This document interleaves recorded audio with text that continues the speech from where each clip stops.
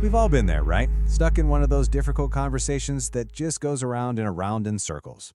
It could be with a frustrated customer, or heck, even with someone in your own family. It can really feel like you're just hitting a brick wall. Well, today, we're going to dive into this amazing communication tool called reframing. It can help you de-escalate those tough situations and actually guide them toward a good outcome. And believe it or not, it all starts with just one number. Okay, imagine this. A doctor tells you that someone you love is about to have a major surgery, and this is the number they give you, a 15% risk of death. I mean, that's heavy, right? It's terrifying. All you can possibly focus on is that risk, the danger, the chance that something could go horribly wrong. But what if, instead, the doctor presented you with this number, an 85% chance at life? Now think about it. The facts are exactly the same, but the feeling, it's completely different. Your focus just snaps from fear to hope, and that simple, powerful shift, well, that's the art of reframing. And you know, that whole scenario, it isn't just some made-up example. It actually comes from a really powerful personal story. A family was getting ready for their father's huge procedure, and all they could think about was that scary 15% risk. And of course they did. That's just human nature. But then a wise friend came along and offered them a totally different way to look at it. Just let that sink in for a second. Absolutely nothing about the actual situation changed, but everything about their perspective did. That one sentence, right there, is reframing in action. And it's a technique that you and I can learn to use in pretty much any challenging conversation we face. So, let's be super clear about what this is.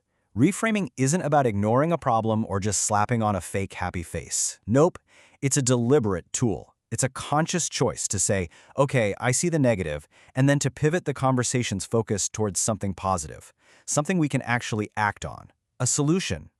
All right, let's bring this into the professional world, where it is incredibly useful. You know the call. A customer gets on the line and they are just stuck. They're not just telling you what's wrong, they are venting, repeating the same story over and over, and you can just feel them getting more and more frustrated.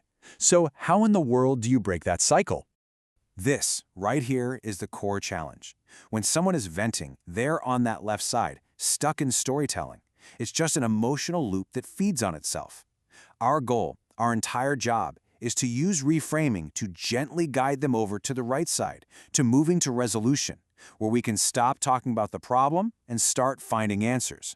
So how do we actually pull this off? Because we all know that just telling someone to calm down is pretty much the worst thing you can do. It never works.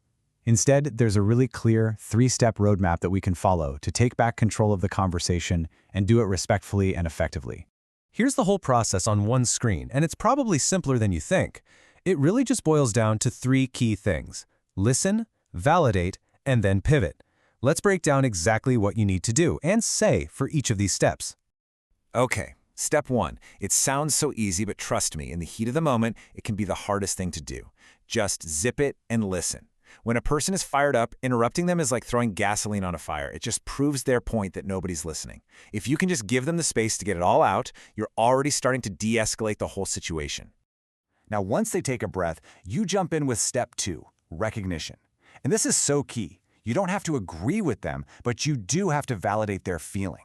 Simple phrases like, I can see your point, or I realize this has been frustrating, they work like magic.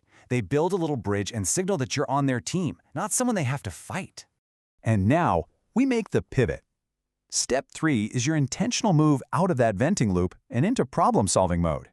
Using a collaborative phrase like, okay, let's take a look and see if we can get you some answers, completely shifts the dynamic. It's no longer you versus me or me versus the problem. Suddenly, it's us versus the problem. Okay, so you did it. You successfully reframed the conversation, you found a solution, the customer is happy. But what happens when they just keep talking?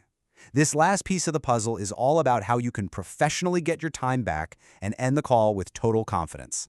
So yeah, you've done your job, the issue is totally resolved, you've even confirmed it with them, you think you're done, but the conversation just kind of lingers.